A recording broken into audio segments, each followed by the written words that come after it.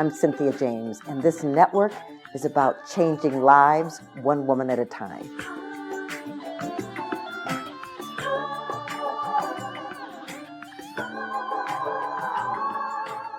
Hello and welcome to Women Awakening. I am your host, Cynthia James. I have the honor of introducing you to exquisite women, women who are change makers and who have stepped into their own power, women who have embraced their awakening and are here to show us and inspire us that we can do the same. So we come every week. We're on Spotify and iTunes and YouTube and Amazon. Anywhere you can find a podcast, you can find us. And just subscribe and come back every week and meet an amazing woman. So today, my guest is Phyllis Mitz. She's an M.A., a man has a Master of Arts, has counseled thousands of clients on the best ways and times to find success and happiness in life. And she provides a specialized blend of astrology and psychology, in which she holds her master's degree with spirituality and useful practicality. As an inclusive master astrologer, Phyllis is passionate about using astrology to help clients deeply understand themselves and know their soul's purpose in life, love, relationships, and work. Phyllis, thank you so much for being here. Hi, Cynthia. Well, I'm excited to, so many people have spoken your name to me over the years and have forwarded things that they've gotten emails from you. And Phyllis says, so first of all, I would love to know how you grew up. I'm sure you didn't drop on the planet and say, well, I'll be a master astrologer.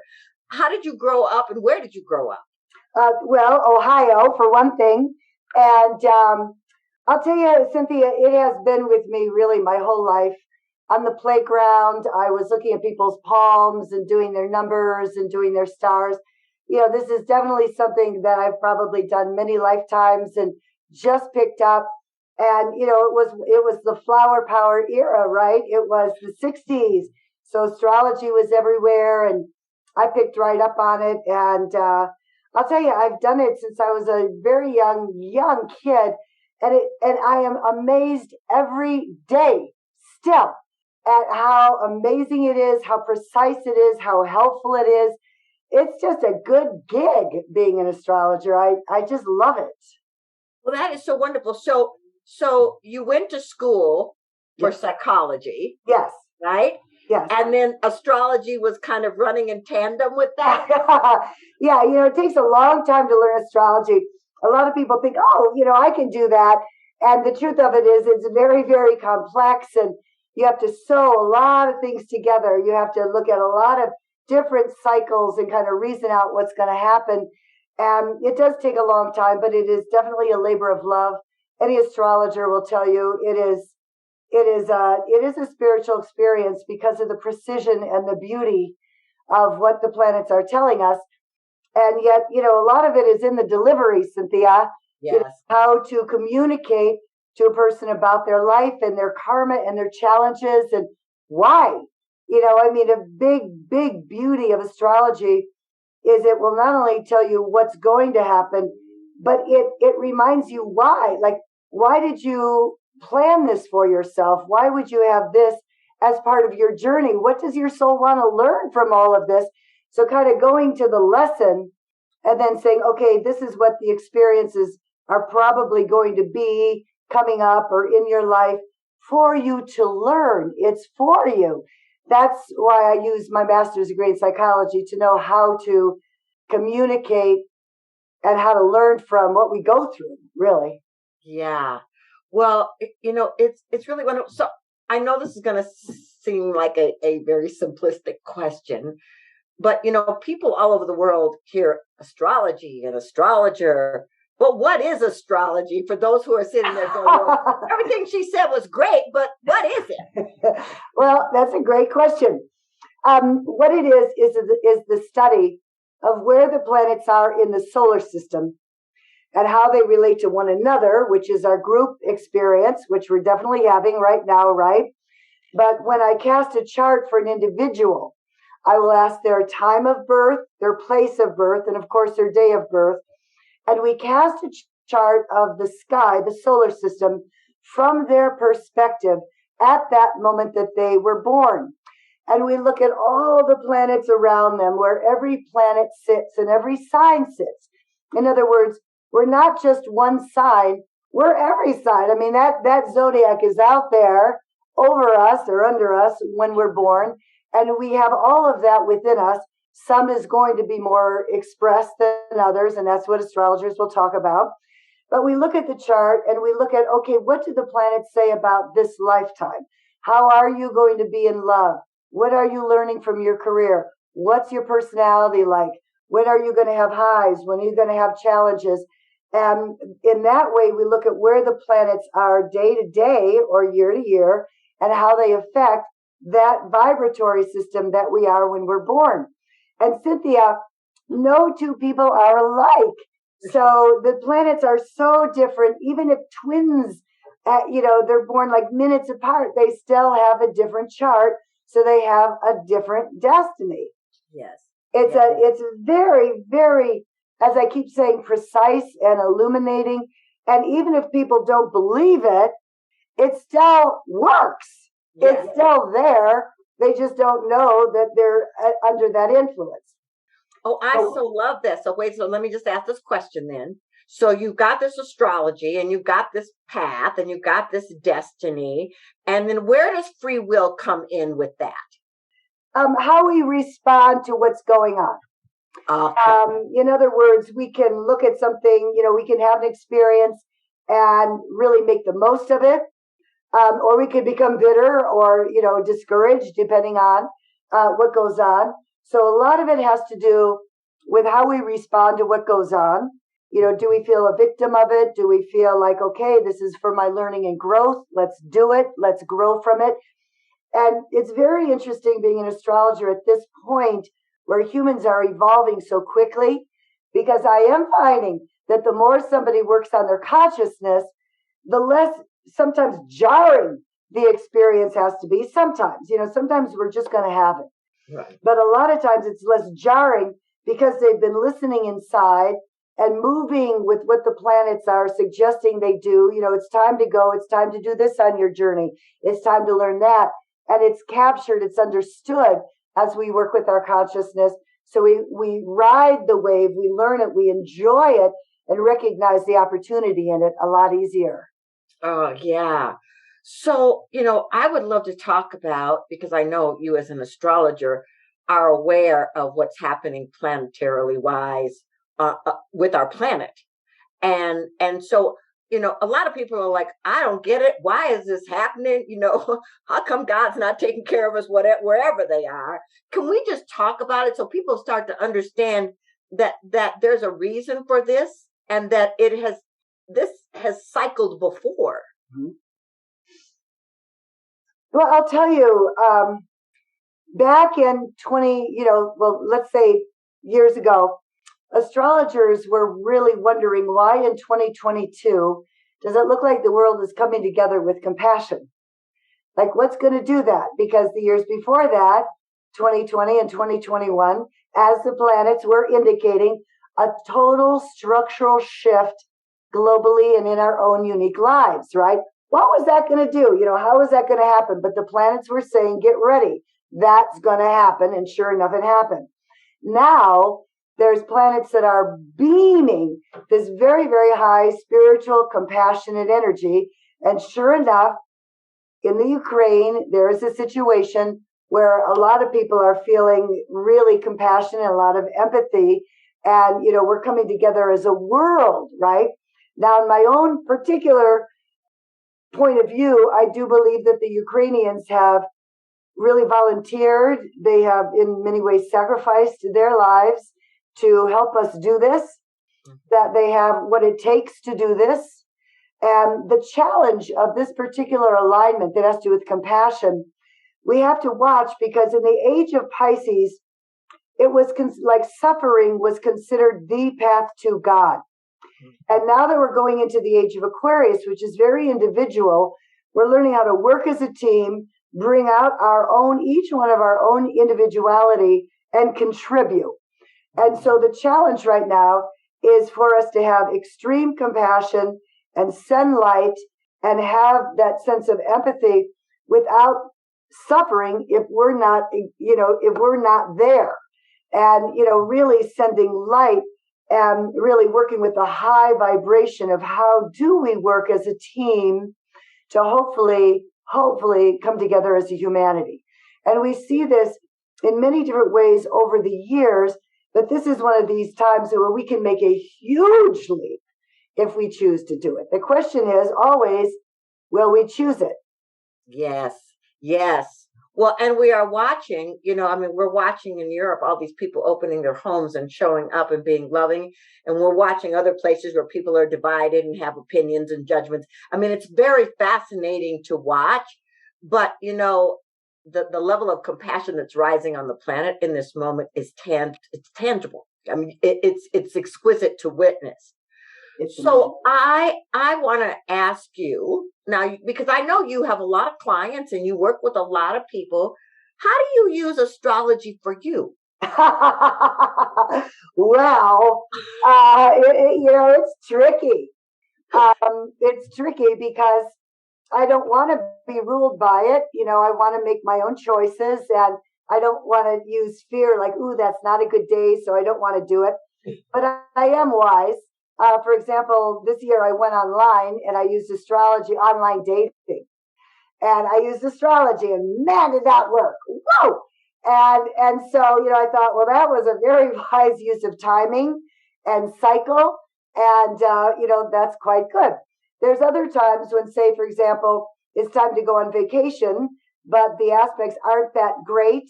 And I think, all right, it's time to go on vacation. Am I going to not go on vacation because the energies are weird? Or am I going to be wise and, not react and, maybe make a plan B and, kind of flow with it. So, it is really like the weather, the weather is a huge influence. And are we going to work with it or act like that shouldn't be happening? Really, how do you make the most of what can happen? But I do watch it in my own life and those around me for sure. And it is uncanny the way it works. Well, okay, I want to go back to online dating for just a little moment here. Because, okay, so clearly you found someone that was a match. Yes. Okay. And is that person into astrology too, or yes? Well, miraculously, yeah, because it isn't all that easy to find a guy who's really into astrology. I wouldn't say he's really into it, but he gets it and he respects it. And you'd have to be with an astrologer, you'd have to really understand that there is a rhythm and there is an order to things, and we are watching it. And that they do influence. Yeah. Yeah. Yeah. Okay, so now I just want to, you just wrote a new book. Yeah, yes, I did. That's coming out, right? Yeah. Okay, I want to know about the name of this book and why you wrote this book. Okay, so this book is called Love Stars, Astrology Secrets to Relationships, Compatibility, and Great Sex. Yay. And, which is hilarious considering, my age and all. But, I found with my clients that, I would, when they were talking about relationships, I would just say, well, such and such a sign is going to be this way. It's part of the package. It's part of the karma of that sign. You know that, right? And they would say no. And I think, I was married for 30 years and we definitely knew each other's signs. And in a way, it became an easy shorthand of saying, you're just being an Aries. Or he would say, God, you're just being a Virgo, Phyllis. And we understood that, but we also understood that we were made to be that way. So, it's not like just change. It's like, no, us as souls are going to experience that and express that. And here's the conflict that could happen between signs, which I really elucidated in this book because we needed to know, what I think is obvious as an astrologer, people don't know. And I think if you just knew this, then it would make your relationship so much easier because you would understand that's in the person's nature. And here's how to work it out. And even with making love, I think if you just knew what these signs like and want, it would be so nice, right? So I thought, write it down. and let people know, because it's there. It's been there for the ancient times. We've known it forever. And I thought, let's just communicate it in a very hip and cool way and get the information out there. Well, yeah. Well, what I love about that is like when you have this understanding, you get to honor and embrace who the other person is, and they get to do the same for you. And you get to go, oh, we're having this conflict in this moment because of this. We can do it differently, or we can make a different choice. And so when clients come to you and they're wanting to open to relationship, what do you tell them? How do you work with them? Are you saying when they're wanting to open to relationship? Yeah, they want, yeah. Well, first of all, Cynthia, there is a tremendous amount of truth to timing is everything. Okay. I mean, it is true that there are cycles of love, there's cycles of marriage, there's cycles of children. It is right there. So that's when it's easy. That's when it's like, oh yeah, you've got a relationship coming up. Let me give you the dates, or let me get you online. Or even if you don't want to get online, I'm going to make you get online. Or, that's a joke, but still.